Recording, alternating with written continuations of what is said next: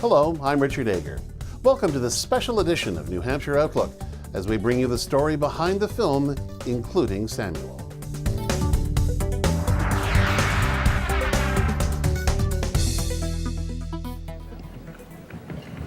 Hi, everybody. In November of 2007, a small film with a big message had its premiere at the Concord City Auditorium. Its title, Including Samuel. Shot and produced by Dan Habib, the film recounts his family's fight for full equality for his youngest son. His name is Samuel, and he was born with cerebral palsy. What if doctors told you that your child would live with life in an institution? In his quest for answers, Habib also takes us into the lives of other individuals and their families living with disability. I was struggling to find a vision for Samuel's future, to understand who he was and who he might become. Since its release, Including Samuel has been seen by hundreds of thousands and translated into 6 different languages, including Arabic. In Iraq, the film is used to advance the disability rights of the many thousands wounded and disabled by the war. In this program, we will catch up with Samuel and his family and explore how the film is winning hearts and minds for the cause of inclusion. How you doing? Are you surprised to see us? For Dan Habib, the past decade has been filled with tumultuous change. As photo editor of the Concord Monitor, he directed visual coverage of countless events large and small. He explored personal subjects, such as teen sexuality and social issues, including, early on, the debate over inclusion in schools. At a photo exhibit during the 2000 presidential primary, he spoke to New Hampshire Public Television about his famous photo of candidate Bill Clinton, taken during the '92 campaign. At the time, it didn't seem like that memorable a moment because he was flying high, he was topping the polls. Well, a week later, Gennifer Flowers broke, the draft dodging letter broke, suddenly Clinton was besieged. And this photo, in some ways, came to represent the ardors of the campaign and what Clinton went through to become president. Just months after that exhibit, Dan and his wife Betsy began their own arduous journey as they discovered their new son Samuel had cerebral palsy, a condition that complicated his earliest years and led to a film. For Samuel, every time he gets strep throat, he ends up in the hospital. So my wife and I said, let's do a tonsillectomy and kind of get this done. We went up to Dartmouth and had it done, and he developed a really severe pneumonia. He aspirated some blood during this procedure, and he ended up in the intensive care unit for about 2 weeks. So suddenly we've gone from what we thought was going to be a pretty simple procedure to basically seeing our son fighting for his life. And about 4 or 5 days into that, his neurologist actually leaned over to me and said, why don't you document this? Why don't you take your background as a photojournalist and show what it's like to have a child with a disability and a chronic health issue? What did you think at the time? Well, at the time I thought, good, that's a great idea, Dan. Make that film. It's a great topic. It's really important. And then, I don't know, 4 to 6 months later, he told me that the name of the film was Including Samuel. And my thought went, uh-oh, getting too personal. Betsy had thought the film would be about inclusion as a subject, not the inclusion of their son.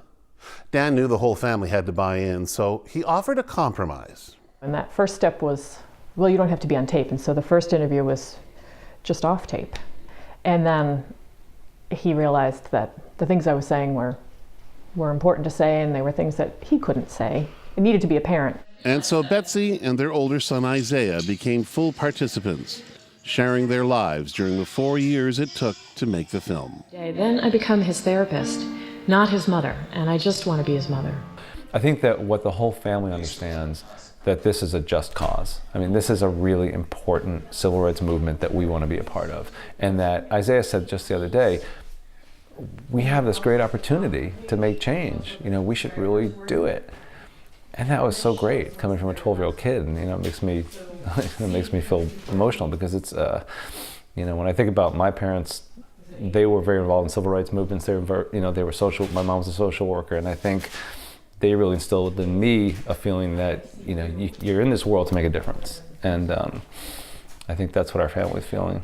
We definitely feel like we're part of something bigger, and I don't think we understood it. I don't think either one of us understood it. Maybe Dan had more of a clarity of that concept, that I can use this as a point and entry point to open people's minds and spark discussion. But what I'm seeing in my personal experiences with showing the film is that families and school organizations and school districts themselves are using this as almost an organizing tool. Like, it can be done. This demonstrates that inclusion can be done in a meaningful way. Let's see how we can do it here. And here, for the Habibs, has always been Concord. Samuel is now in 3rd grade at the Beaver Meadow School.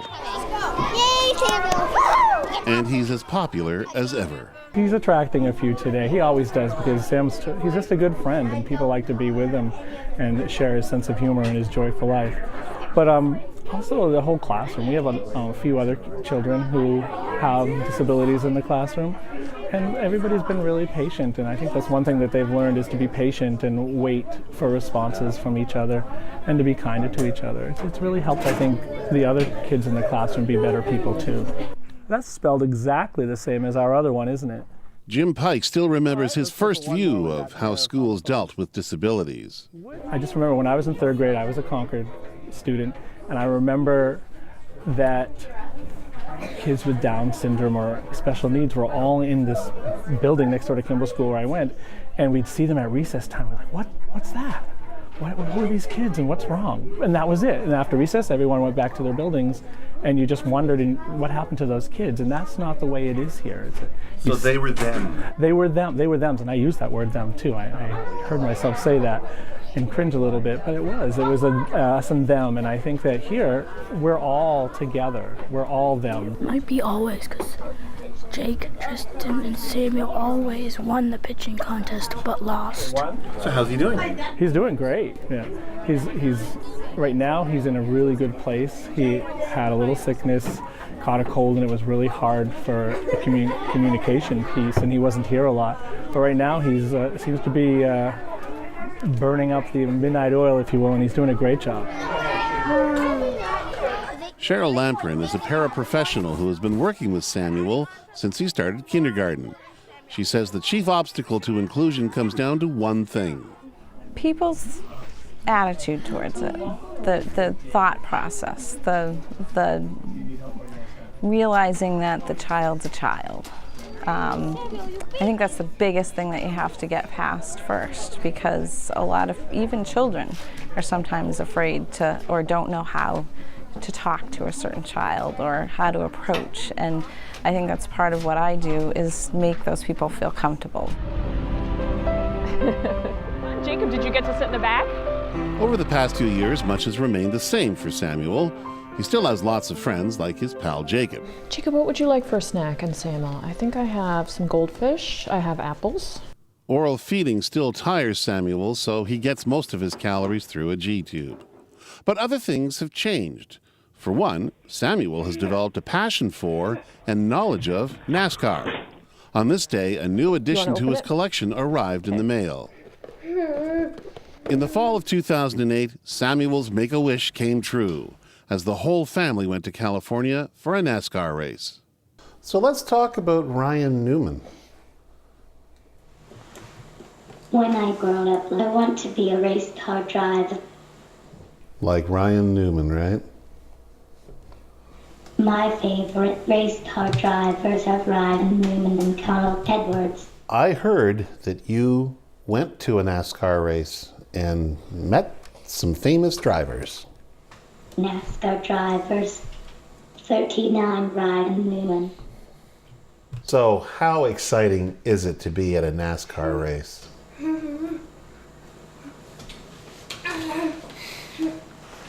It's really loud. Yeah, you don't even need the board for that. In fact, Samuel has turned his parents into fans. It's a really fun sport to watch. So, and Dan and I have gotten into it too, to the point where we find ourselves talking over who's in this, who's in the points, who's doing better in the standings for the chase. Dude, back up. Samuel's brother Isaiah isn't so much into NASCAR, but both brothers remain true Red Sox fans. So what's your hope for your brother? Well, I hope that he'll grow up, live a normal life, get a girlfriend, maybe turn to a wife, then, buy a house, really nice house, get a good job, go to college first, and I was hoping to live a normal life. So what's been the best part of all this for you? Best part of it is, it is, I'll tell you, the screenings I've been doing around New Hampshire at schools, I think has been perhaps the most rewarding thing I've done. My name is Ryan McCarthy, and this movie really touched me. Because you go into these schools and show the film, and kids, they don't even know what they're coming into the auditorium for most of the time. They sit there, they are totally riveted the whole time, and then we have these incredible discussions afterwards about how this is changing the way they see disability. I'm really glad you showed this movie because before it I never considered myself a racist or anything, but I definitely knew that I had a prejudice against this, and I'm glad you show looking at Emily or Samuel. Like, I saw Emily, a lot of the artwork, and it was amazing. I would definitely hang out with her, just like a friend. It's changing the way they see their peers. It's helping kids with disabilities feel empowered. It's kind of hard for people to know that they have a disability, but my sister has one. She, I guess she has an Asperger's symptom, which is also called autism.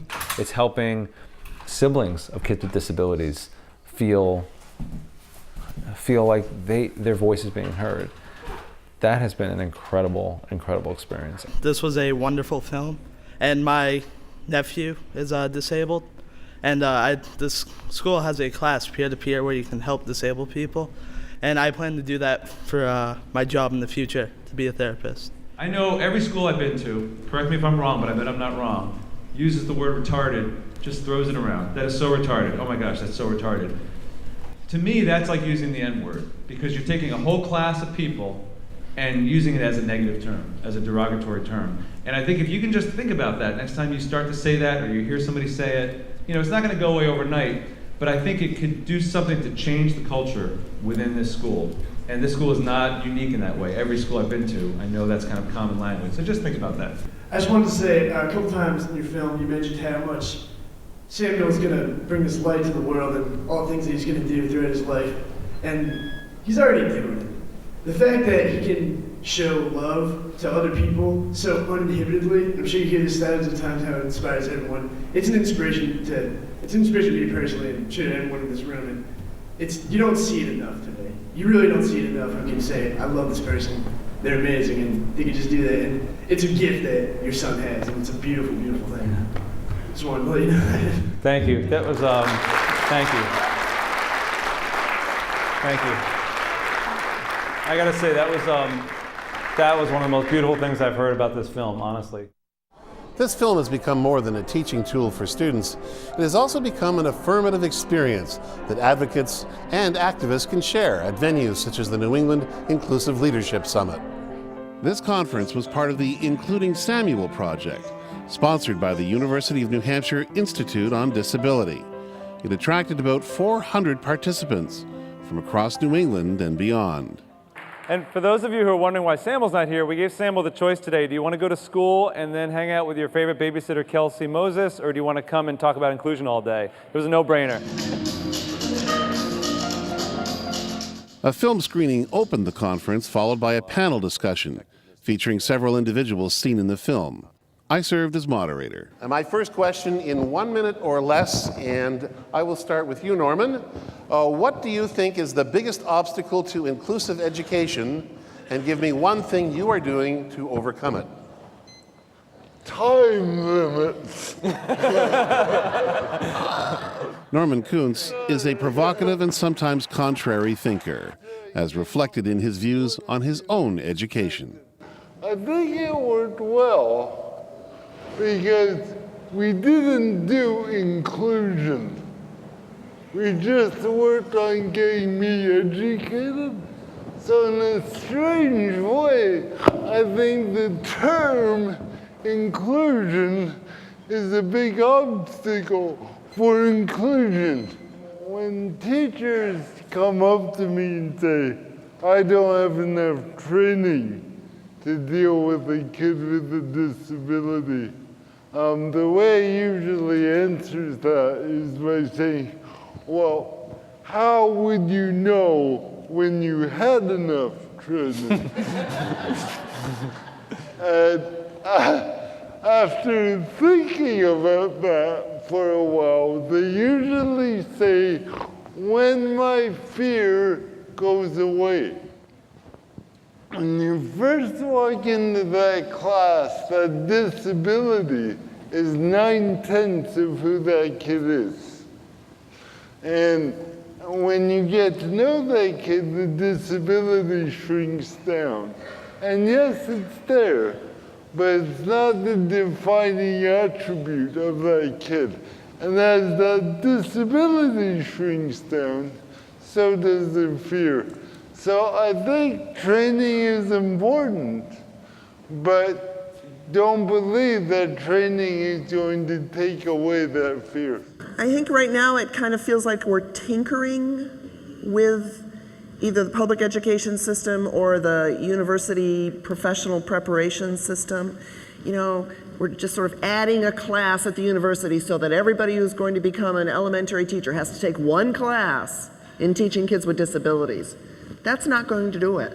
It's not going to do it.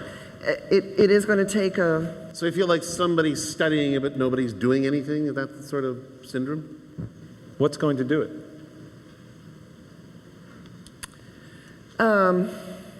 Changing the leaders in public education. Because just as a public school teacher needs the support of her principal to make the organization work in a way that that classroom can be inclusive, I also need the dean of my college to understand the goals of an inclusive teacher preparation program if I'm really going to do anything more than just tinker or add a little bit on to what teachers know.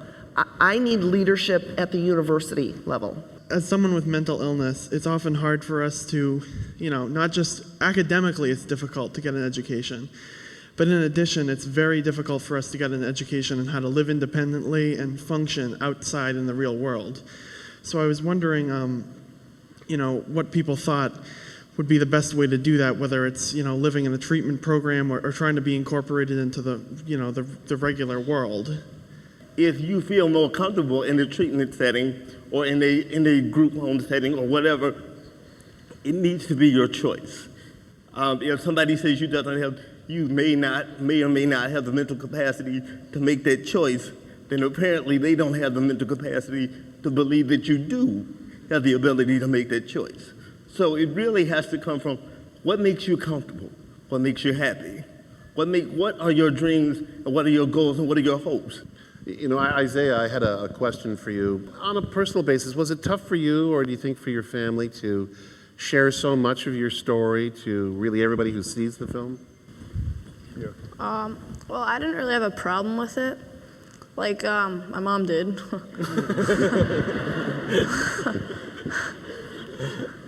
I had to say that. And, but, like, I think it's better for the world and it's for everyone to see what we have to go through on a daily basis for them to fully understand how we do it and how we get through the day.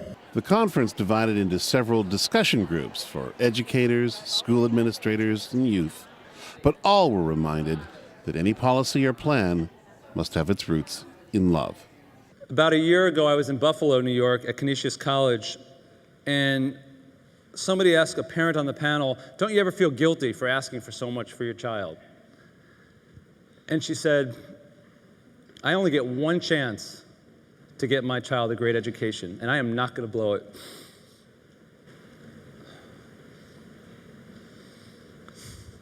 She said, "I am not going to apologize for advocating for my child."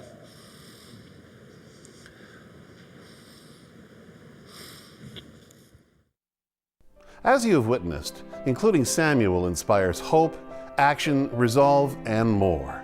On the film's website is a new section called The IS Effect, personal testimonies about the impact of the film. Here's a sampling from a mother in California.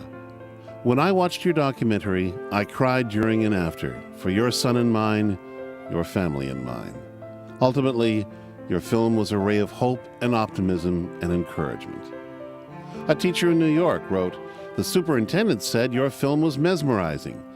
You did it, Dan. You actually got our administrators interested in inclusion. It's a miracle." And from a student in New Hampshire, the video really touched my heart, and I would love more than anything to meet Samuel someday. In a real sense, countless numbers have already met Samuel and his family, and many more will each day as the film's message continues to resonate and spread. Oh, it looks like Samuel agrees. Samuel, you beat me. He's taught me a lot about learning how to work with kids, not just him, but others. What's the single biggest thing he's taught you? To slow down and to just look, you know, to watch things and appreciate the little things that you miss sometimes when you're going too fast. No one knows how Samuel's inclusion will turn out. As the grades get higher, the challenges will change. I think it may get harder because of the curriculum. You know, I think things will be harder there. You have to find ways to access them. I think that it would depend upon, you know, the school he's in and how they approach inclusion. If they welcome him into the classroom with some help, he understands everything that goes on. His comprehension is excellent, so that wouldn't be a problem. It would be the logistics of getting him to the rooms, or if they allow that program and their teachers are comfortable. Come on, Samuel. Although both brothers attended Beaver Meadow School, Isaiah worries that his current middle school won't be right for Samuel.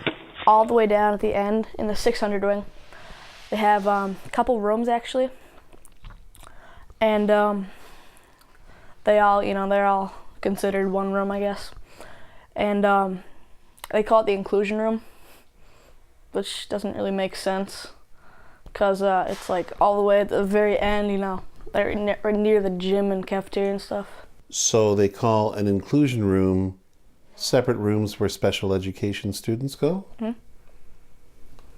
What do you think about that use of language? They don't really get it. It's just, I don't get it either. Well, I don't get why they don't get it. Very nice, Samuel. You got a 11 out of 11 on your long O quiz. I mean, I can tell you my hopes, I can tell you my fears, but I can also tell you that Dan and I have learned a little trick, which is not to worry more than 6 months ahead. Because more than 6 months out, most of the time, you really can't control it.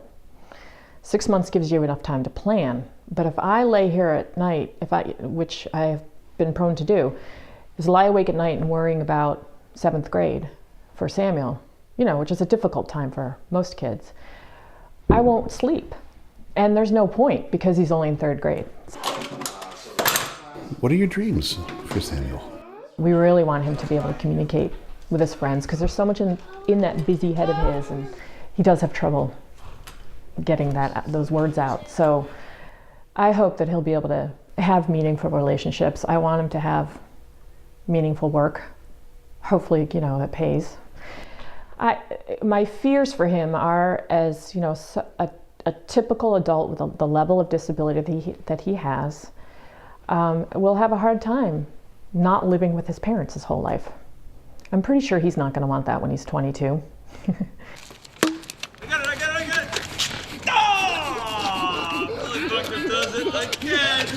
Shortly after completing Including Samuel, Dan Habib left the Monitor to become full-time filmmaker in residence at the UNH Institute on Disability.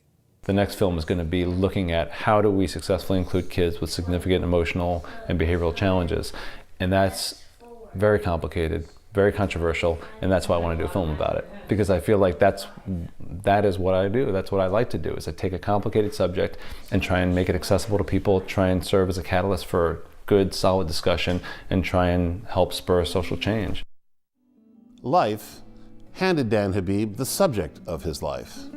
And in accepting that assignment and sharing Samuel's story, he has also shared hope and inspiration, including many who had thought themselves alone. We're going to let him dream and support his dreams in whatever he does and whatever he wants to do. And will they come true? Hopefully, some of them will, some of them won't. But you know what? Most of us don't become astronauts. Most of us don't become NASCAR drivers. But there's still something really important about dreaming about it when you're young. Because everyone should have hopes and aspirations and goals. And I hope in 15, 20 years, Samuel can do whatever he wants to do. And we're going to support him every step of the way.